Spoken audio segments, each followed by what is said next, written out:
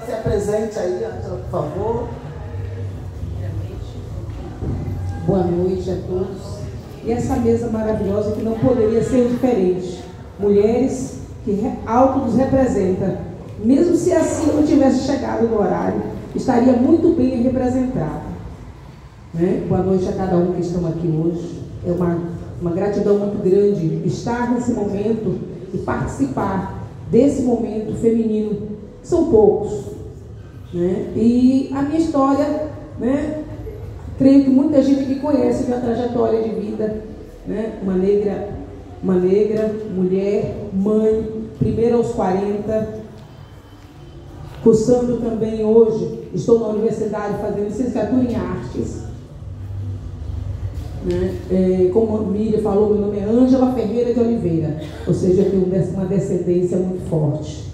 Eu tenho uma descendência tanto negra e indígena, na qual eu venho, né, de alguns lugares, né, desse mundo. Porque se eu falasse que eu venho só daqui de Porto Seguro, eu estaria mentindo. Eu venho de muitos lugares. Onde o povo preto está, eu estou. Onde o povo índio está, eu estou, meus parentes. Então, essa tremedeira de falar em público é natural, né, nosso, porque essa arma pouco nos foi dada, falar no microfone. E nós mulheres, então, dificilmente poderíamos chegar em público e declarar que nós éramos mulheres. Nós sempre fomos mulheres para defender um homem. Atrás de um grande homem há uma grande mulher. E hoje, nós mulheres empunhamos essa arma e falamos que, independente do lugar onde nós estivermos, seremos sempre mulheres. E mulheres que temos o dever de educar nossos filhos da melhor maneira possível, dizendo para ele que o respeito tem que ser mútuo, aquele diário. O respeito pelos nossos ancestrais, o respeito pelas nossas religiões, o respeito por tudo. E hoje eu fico muito feliz de estar nesse momento aqui. Se eu for contar a minha trajetória de vida, eu creio que vai passar uns 5 anos aqui falando. E falo muito, viu, gente? Mas eu só tenho a dizer o seguinte: gratidão.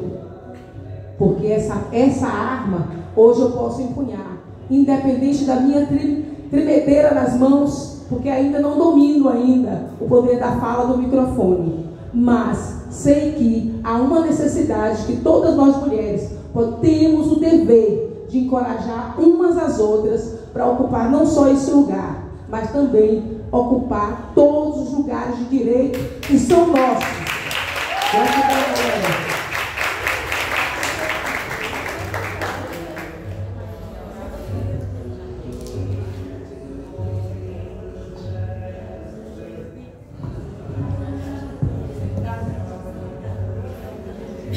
Pronto, alguma pergunta para a mesa, já que a Ângela se apresentou? Alguém quer perguntar? Assistente social, por favor, volta. Oi, gente, boa noite. Me chamo Beatriz.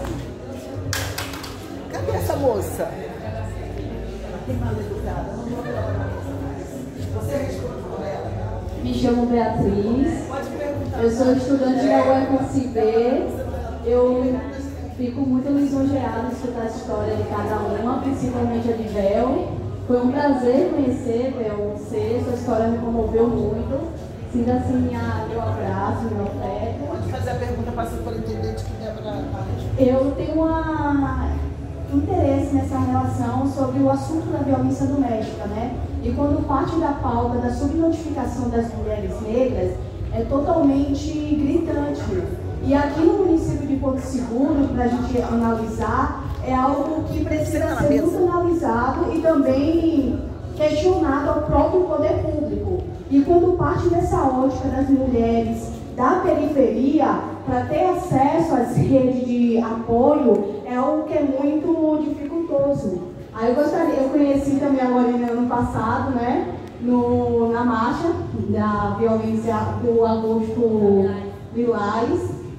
E eu gostaria de saber como é que o CRAM ou os núcleos que vocês estão reiteradas fazem atividades com mulheres dentro da periferia e que sofrem violência doméstica e, na grande maioria, não reconhece que tem o direito, né, no caso políticas públicas, a própria Lei Maria da Penha, que é uma lei que trabalha muito ao combate sobre a violência doméstica familiar, e que aqui no município, infelizmente, a gente vê muito sucateamento de políticas públicas, porque ela existe. É preciso ter a questão da implementação, a efetivação dessas políticas. E é isso, como é que vocês trabalham, se existe uma rede, uma ligação, né, com outros, porque a DEAN, infelizmente, é algo que não tem. É isso, gente.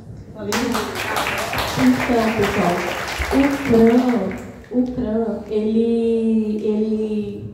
ele se encontra aqui no centro. O CRAN ele tem um funcionamento das 8 até as 14 horas. O CRAN ele funciona com assistente social, com psicólogas, com advogadas. O CRAN ele atende, a última pesquisa que eu fiz, o CRAN hoje ele está atendendo 32 mulheres, tá? E essas mulheres, elas são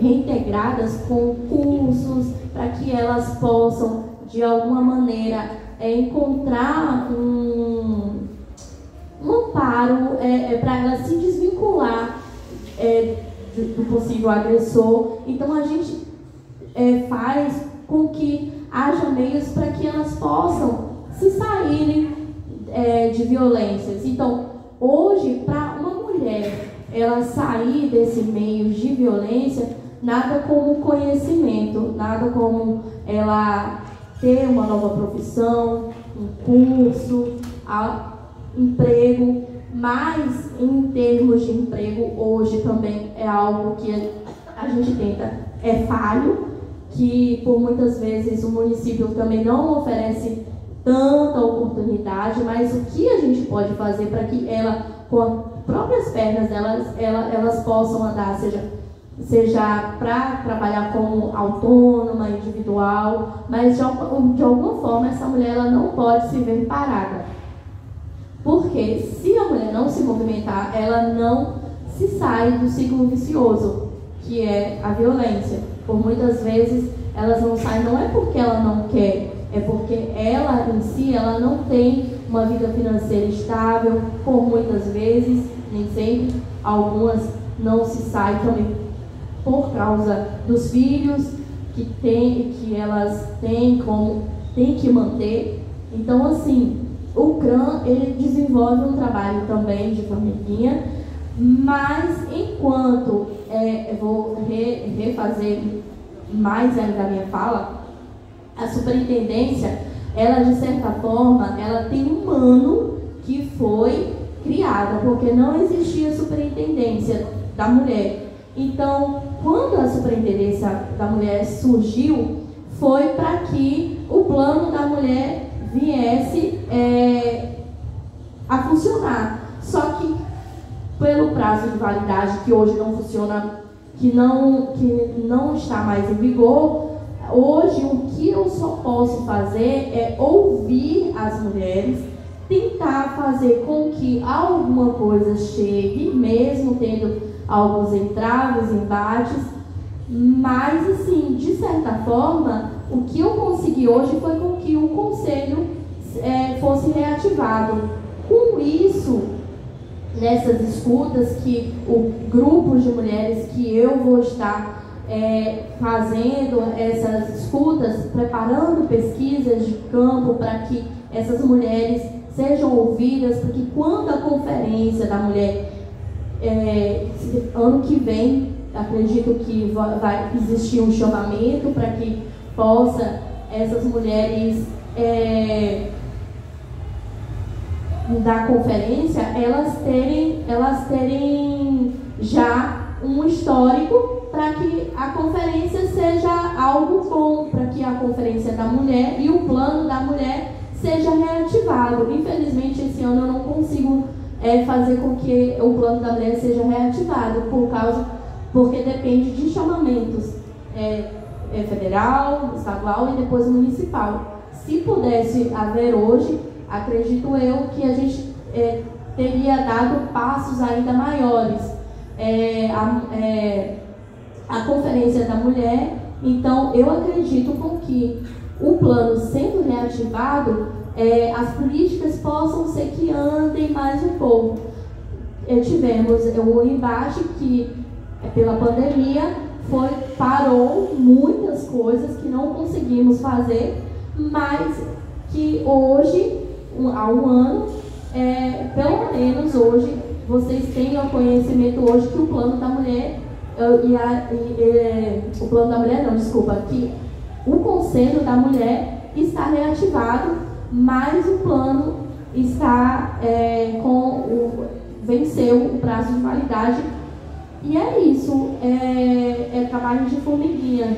Infelizmente, se dependesse só de mim, mas depende de várias outras hierarquias maiores para que sejam feitas. Entendeu? Obrigada. Respondeu? Alguma pergunta para a mesa? Salve Carleone, salve Dia da África, parabéns Carleone. Então, alguma pergunta? Salve Danilo. Oi, boa noite, meu nome é Paulo, sou produtor ativista cultural aqui na cidade, faço parte do movimento do hip hop.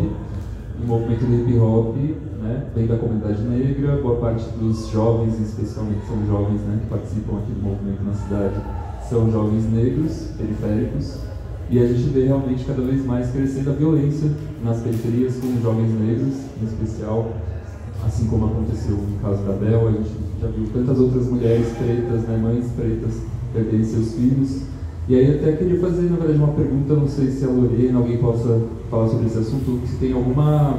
Eu também sou recente na cidade, não tem tantos anos que eu estou aqui, tem 3 anos que eu estou na cidade, e eu estou querendo realmente entender melhor o que a gente pode fazer no sentido da segurança pública, né? O que pode ser, se tem já uma mobilização, alguma articulação com o Estado, né? Porque atualmente o governo estadual é o governo que mais contrata, faz concurso público para a Polícia Militar, está investindo muito na Polícia Militar e está matando os jovens na periferia, né? Então a gente não é um governo que a gente precisa cobrar, porque já teve governos aí recentes que a gente sabe que são governos neofascistas, que realmente eles não tinham o menor interesse nas nossas vidas, mas esse governo atual tem, né? Ou supostamente deveria ter. Então a gente tem o dever de cobrar e a gente queria saber como, né? Eu não sei se pode falar sobre isso um pouco, se o município tem alguma ação com a segurança pública em relação a essa questão do genocídio dos jovens negros nas periferias.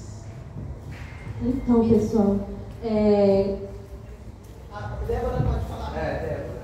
Dá aqui, que a Débora pode responder. Dá licença, Laura.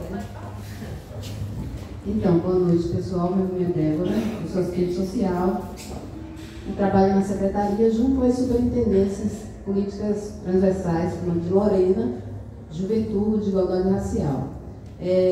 Nós temos uma representante do Conselho de Mulheres, que é a Débora Teles, que foi para Brasília agora, para compor o comitê de elaboração do Plano Juventude Viva contra o homicídio da juventude negra, né? Então, Porto Seguro, a gente não tem ainda um comitê de enfrentamento em relação a essa situação. Mas o Conselho da Juventude, o Conselho de Política para Mulheres, Crianças e Adolescentes, são conselhos que precisam se articularem entre si para cobrar, como você falou, né, do poder público, tanto do município como do Estado, essa questão da segurança pública, né? E tivemos aí umas articulações no passado, mas nada que foi materializado, né? Então a gente precisa agilizar esse processo. Como o Lorena citou agora há pouco sobre o Plano de Política para Mulheres, nós não temos ainda o Plano Municipal de Políticas para a Juventude, que é outro instrumento também que serve para contribuir nesse contexto em relação à segurança pública no município.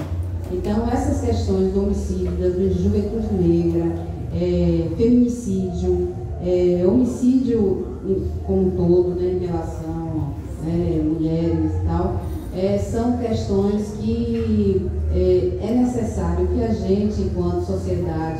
enquanto segmentos, organismos de políticas públicas, se organizem para que a gente possa materializar instrumentos que a gente consiga cobrar do poder público, né? Porque não adianta a gente pensar que a gente vai mobilizar através de um movimento que a gente faz na rua. O movimento a gente faz na rua para chamar atenção, mas é necessário a gente ter instrumentos legais para haver essa cobrança. E um dos instrumentos legais para haver essa cobrança são esses planos, são os conselhos, participar dos espaços como a Lorena colocou, estar presente nesses espaços, ter representações de fato dos coletivos, porque tem muita representação individual que chegam lá só para participar e não fazem nada, né? Eu estou falando isso porque eu acompanho os conselhos, a gente fica na maior dificuldade para poder que os conselhos realmente coloquem em prática as suas pautas. Então, é necessário que a gente tenha essas representações de fato nesses espaços que são espaços estratégicos de elaboração de políticas públicas, de cobrança, de organização, de planejamento estratégico voltado para esses públicos específicos, mulheres, juventude, certo? Então, a gente precisa muito dessas organizações de coletivos nesses espaços. E também, só reforçando, tive eu conversas com a capitã Juliana, que ela é responsável pela Ronda da Lei Maria da Penha.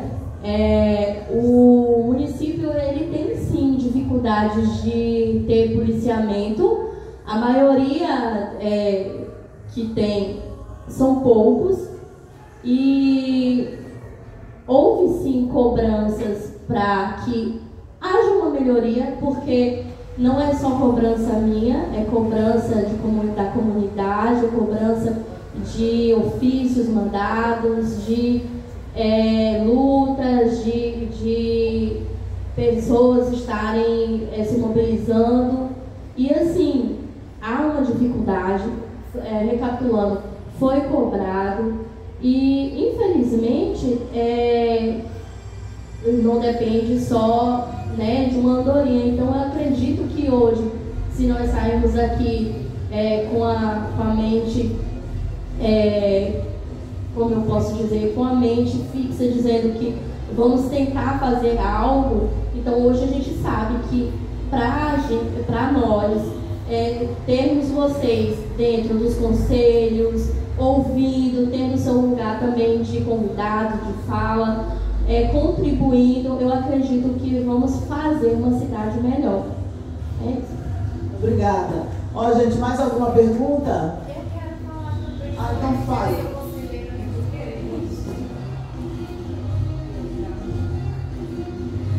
Gente, eu sou conselheira municipal da juventude e, assim, o que eu posso dizer, nós temos muita deficiência, principalmente na comunidade, participando das nossas reuniões.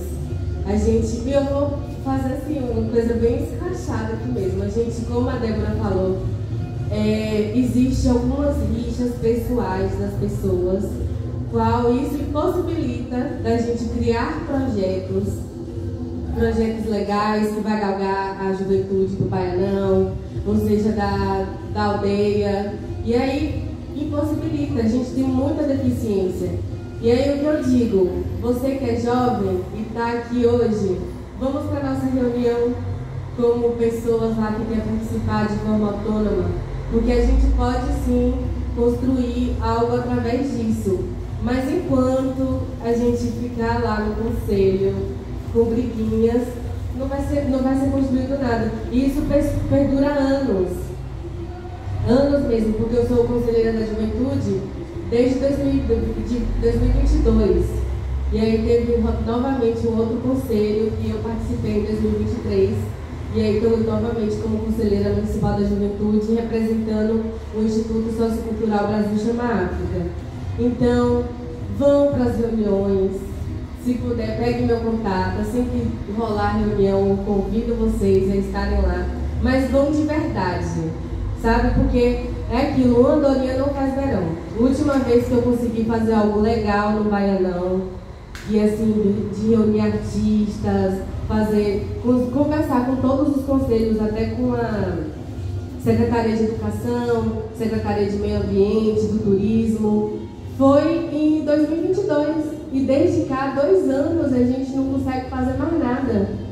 Porque a gente não consegue conversar entre as pessoas que estão lá já, né, no conselho de fato. Então, você que é jovem, tem aí entre seus 15 e 29 anos, vão participar da nossa reunião. Convido, sério mesmo, vamos construir as coisas juntos, porque se a gente não se abraçar, deixa a rixa de lado. Tem um monte de gente que eu não gosto, mas vamos deixar a rixa de lado, se abraçar, pegar um na mão do outro, porque isso não é sobre eu, Sabrina, sabe? E não é só sobre você, Paulo. É sobre a juventude do Baianão, principalmente de zona periférica do Baianão, assim que eu vejo escancaradamente, que estão morrendo, que estão sendo assassinadas, entendeu?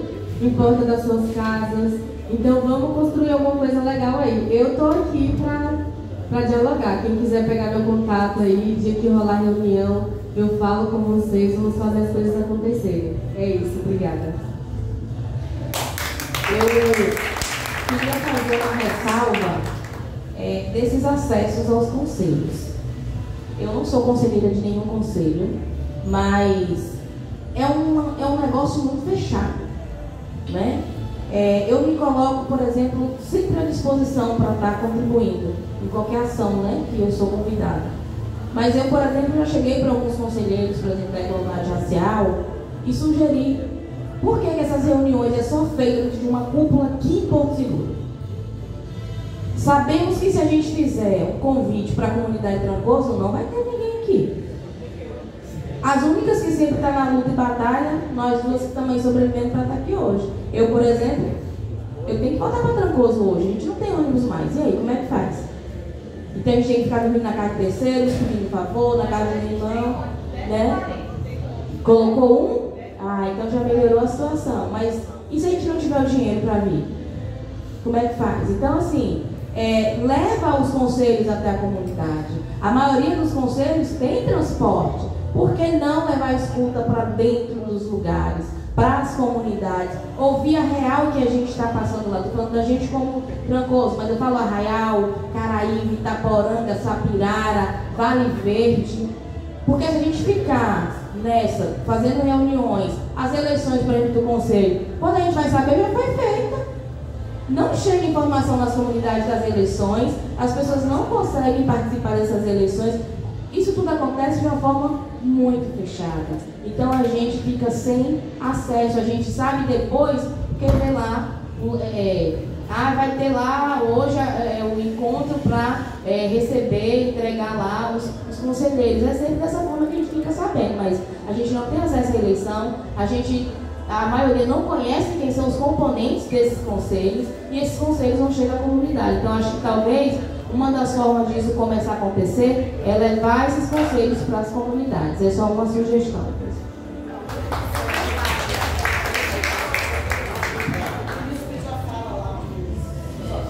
Depois passa para Débora.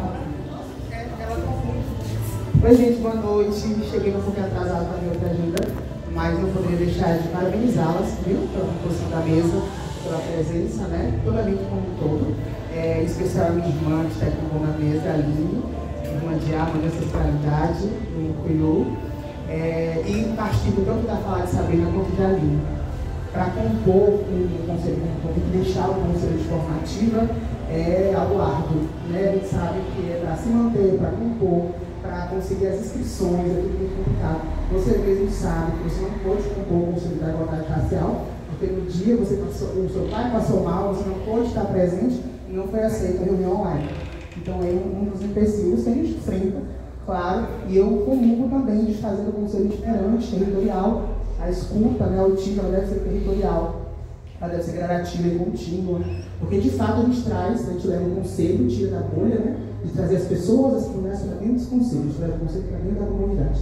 E aí sim, talvez a gente consiga alcançar ainda mais. Sabrina também é uma guerreira, aí eu também estava dentro do Conselho da Juventude, né, fui vice-presidente, tive que me afastar, mas sei da dificuldade que é de andamento. Mas, para além disso, é só mesmo para parabenizar tanto pela data, quanto pela composição da mesa, quanto pela presença de todos nós. E seguir, né, Mira, como sempre seguimos aí, gradativamente, resistindo, nas comemorações e também na continuidade da luta pela igualdade racial. É só isso, gente. Parabéns. Então, gente, falando um pouquinho a respeito dos conselhos, né? E ser conselheira em Porto Seguro é uma luta muito árdua. Por quê? Essa luta é muito árdua? Porque, como ela falou, é o difícil acesso de estar lá dentro. E depois, a permanência lá dentro. Porque quando você, para a permanência, é a pior de todas. Porque você chega lá com todos os sonhos, com todas as realidades do seu bairro, da sua comunidade. E ao chegar lá, você se depara com uma burocracia. Existe todo o termo burocrático, como tudo na vida, tem um termo burocrático. No conselho não seria diferente. Não seria diferente. Né? O trabalhar, né, em todos os lugares seria possível? Seria. Mas precisaríamos de justamente isso. Dessas mesas serem feitas várias vezes para empoderamento.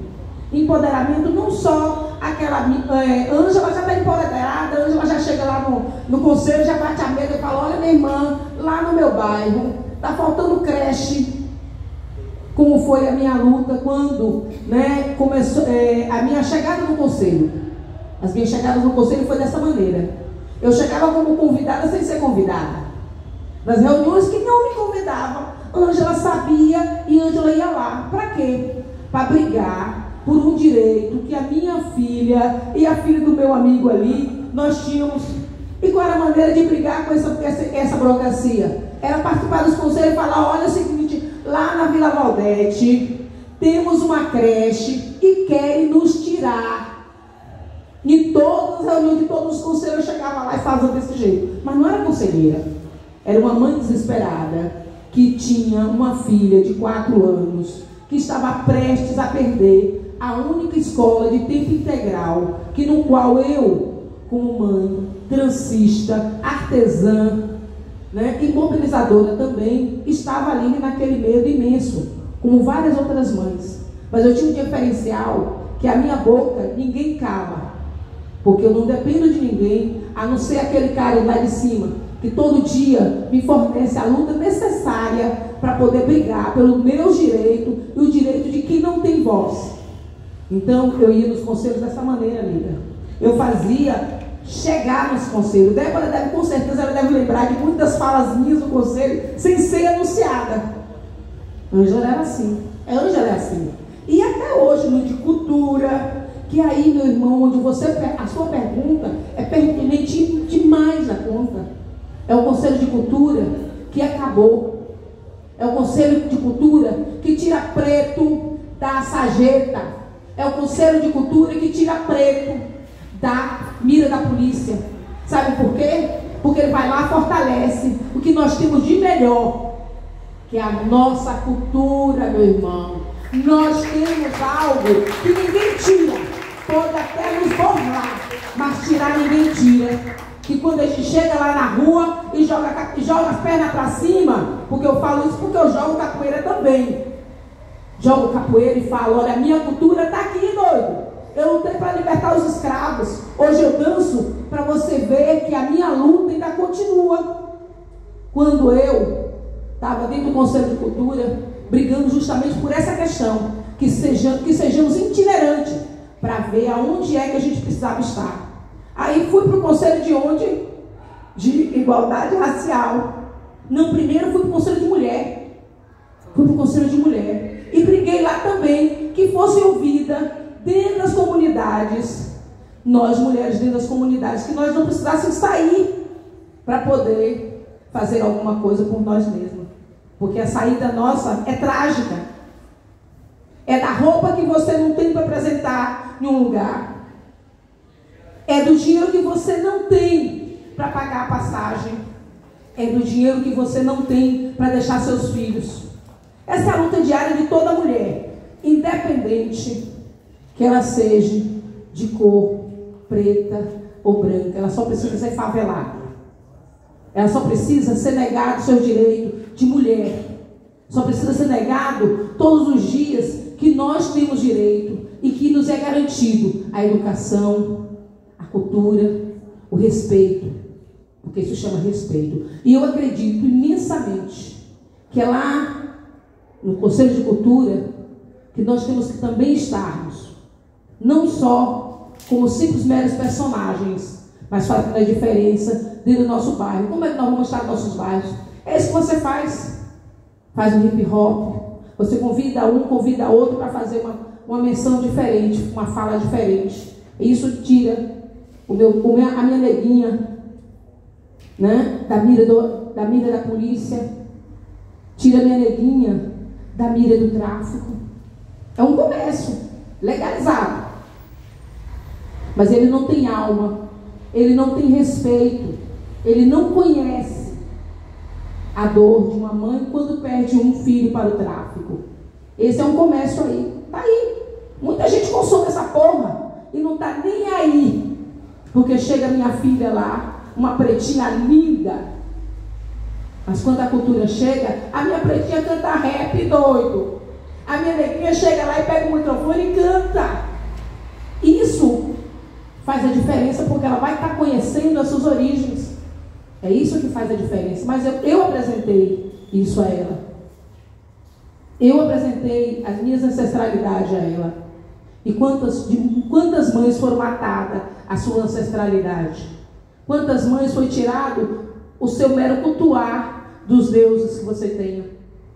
Então, essa falta de respeito é que traz a criançada lá para o tráfico, para ser abatido de qualquer maneira. E sem contar que o tráfico não é só o pior vilão, não. É quando ele chega aos 14 anos e quer trabalhar para poder ajudar em casa.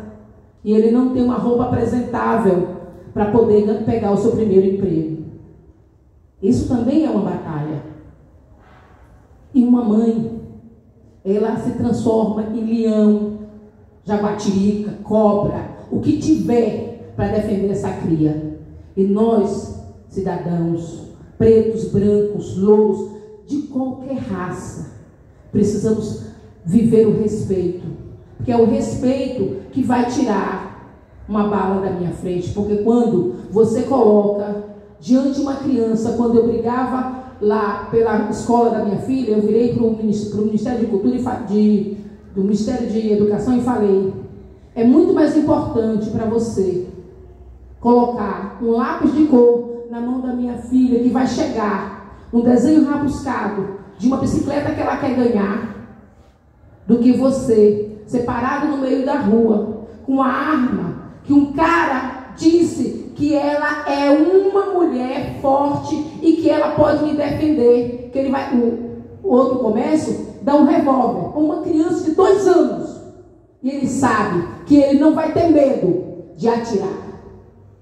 Ele não vai ter medo, porque da mesma maneira que ele não tem medo de desenhar para sua mãe, que não tem condição nenhuma de comprar uma bicicleta, quando ele ganha o lápis de cor, ele faz isso.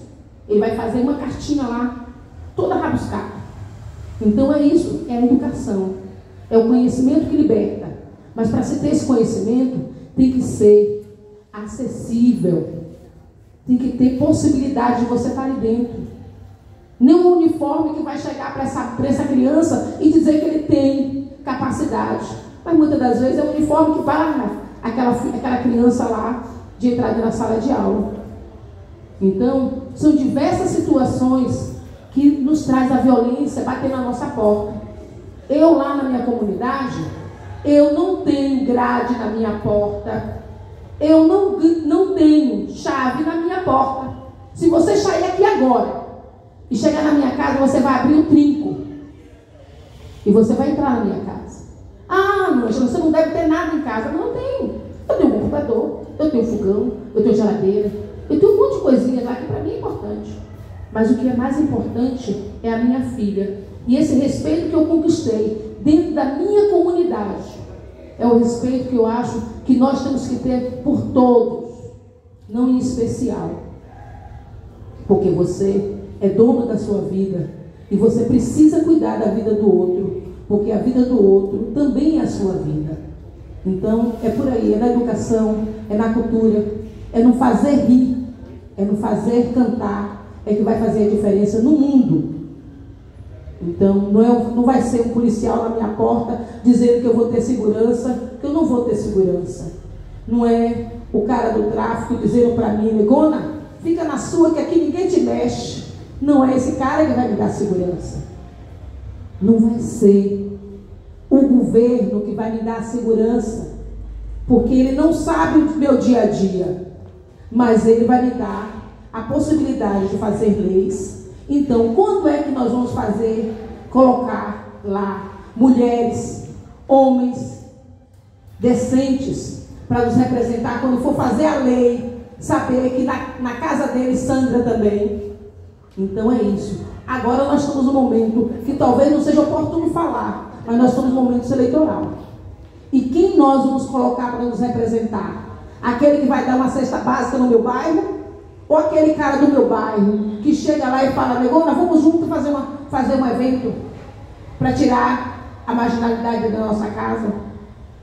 Hoje a gente vai chegar para aquele que chega lá na meia-noite, trazendo uma cesta básica, um saco de cimento e dizendo, porra, você é massa, irmão. Ou então, olha, não se preocupe não, no dia eu tenho 50 reais para te dar, para você votar em mim e ser meu cabo eleitoral. Então, gente, para se ter políticas públicas, para se ter direitos, a gente precisa começar por aí. Entender de política, falar de política e viver política. Porque na compra de um fósforo, você tem uma política ali. Uma política do dar e vender e de quem quer compra. Então, galera, faça uso do seu voto da melhor maneira possível. Coloque mais mulheres lá dentro, nos representando. Porque talvez a mulherada sabe muito mais, não vou dizer que nós somos a sapiência, mas na gestão nós somos as melhores, porque dá o meio salário e nós multiplicamos ele para 30 filhos, se assim chegar na nossa casa, ele come desse feijão. Então a gente precisa disso, que nós podemos colocar mais mulheres dentro do Senado, dentro da política, e ser bem representada, porque nós mulheres, quando a gente vai fazer alguma coisa, meu amigo, eu sinto muito para quem fica de fora, que quando a gente vai lá, a gente faz. Então é isso, meu irmão. Gratidão aí.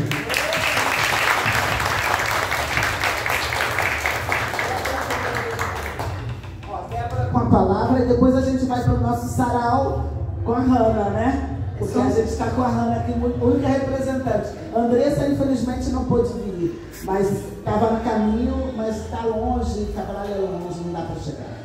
É só uma contribuiçãozinha, ainda em relação aos conselhos, que eu acredito que é um espaço estratégico, eu acredito que ele funciona. Nós temos na Secretaria de Assistência 9 conselhos hoje. Um ainda precisa estar funcionando, porque criou a lei, mas ainda não foi, né, não criou os conselheiros, não foram nomeados. Mas o Conselho de Igualdade Racial, Emília aí é protagonista nesse processo desde o início, é um conselho bem ativo, que conseguiu algumas conquistas aqui em Porto Seguro. E uma delas foi o carro.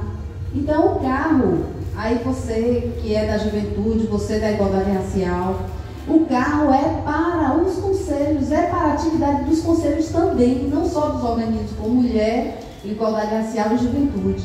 É necessário que a comunidade entregue para o conselho um cronograma e diga, eu quero reunião. É necessário que vocês falem isso, mas documentar e que, se for possível, vocês publicizar que documentou e que, se não for atendido, mostrar novamente, olha, nós estamos requerendo que o conselho faça reunião em Trancoso. Nós protocolamos uma solicitação de reunião do Conselho em Trancoso, em Arraial, lá no Vila Valdete, lá no Baianão, e o Conselho não está vindo. Bota nas redes sociais. Isso é necessário. Por quê? Porque o carro é para essas atividades. Né? Então foram anos.